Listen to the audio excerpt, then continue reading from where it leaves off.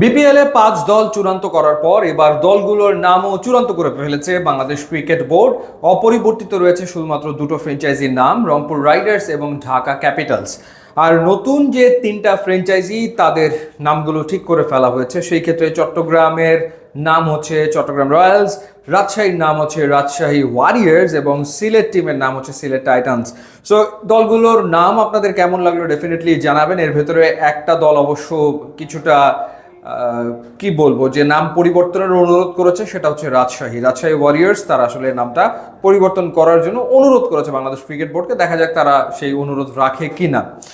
এখন আসলে দলগুলো ব্যস্ত হয়ে গেছে player, coach, team management recruit করার ক্ষেত্রে এবং অনেকগুলো নিউজ নিশ্চয়ই আপনারা পাচ্ছেন।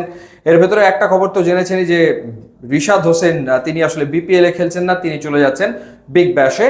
তিনি পুরো সিজন বিগ ব্যাশেই থাকবেন, তাকে বিপিএল এ পাওয়া যাচ্ছে না। মোটামুটি ভাবে অনেক রিউমার রয়েছে, যেমন আপনারা নিশ্চয়ই শুনেছেন যে সাহেবজাদা ফারহান তিনি খেলবেন এবার রাজশাহীর হয়ে, রাজশাহী ওয়ারিয়ার্সের হয়ে।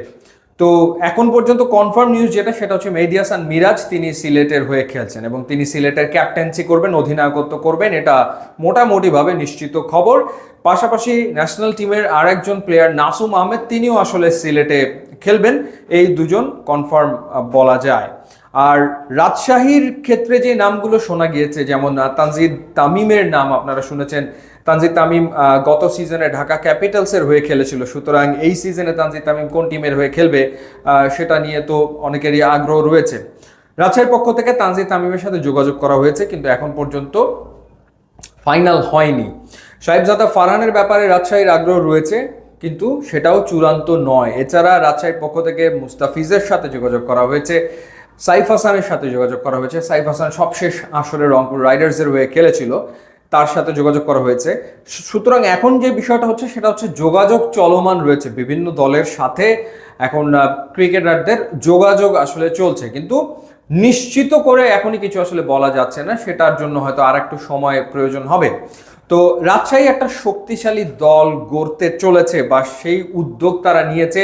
তারা মোটামুটিভাবে ন্যাশনাল টিমে যারা রয়েছে তাদের সবার সাথে যোগাযোগ স্থাপনের চেষ্টা করে অনেকের সাথে কথাও আসলে বলে ফেলেছে। আর সিলেটের ক্ষেত্রে যেই ঘটনাটা ঘটবে, যেহেতু মেহেদী হাসান মিরাজ ওখানে ক্যাপ্টেন এবং মেহেদী হাসান মিরাজ তিনি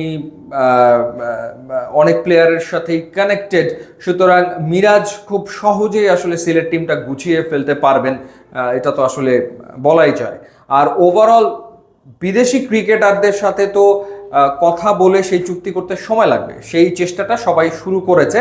যেহেতু কিছু এজেন্সির মাধ্যমে ওই ফরেন ক্রিকেটারদের সাথে আলোচনা করতে হয়, তো সেই কারণে এই নিউজগুলো আসছে যে অমুক ক্রিকেটার অমুক দলে খেলবে, কিন্তু সেই চুক্তিগুলো না হওয়া পর্যন্ত তো আসলে বলা যায় না যে সে আসলে আসছে কিনা, বা সে আসলে কখন আসবে, কয় ম্যাচের জন্য চুক্তি হচ্ছে এবং কয় ম্যাচে খেলবে।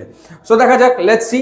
সো আপডেট তো পাওয়া যাবেই, তবে এখন পর্যন্ত এটাই নিউজ যে সিলেটের ক্যাপ্টেন মেহেদী হাসান মিরাজ, রিশাদ বিগ ব্যাশে, আর রাজশাহী তারা একটা শক্তপোক্ত দল গড়তে চলেছে। ইউটিউব এবং ইনস্টাগ্রাম লিঙ্ক দেওয়া আছে, আপনারা যোগ দিলে খুবই খুশি হব। And thanks for watching.